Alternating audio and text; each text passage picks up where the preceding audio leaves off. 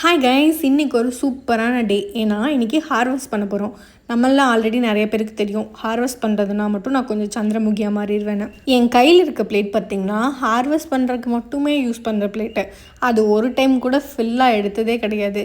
இந்த தடவையாவது ஃபில் பண்ணுவோமா அப்படிங்கிற ஒரு ஆர்வத்தோடு தான் மேலே போனேன்.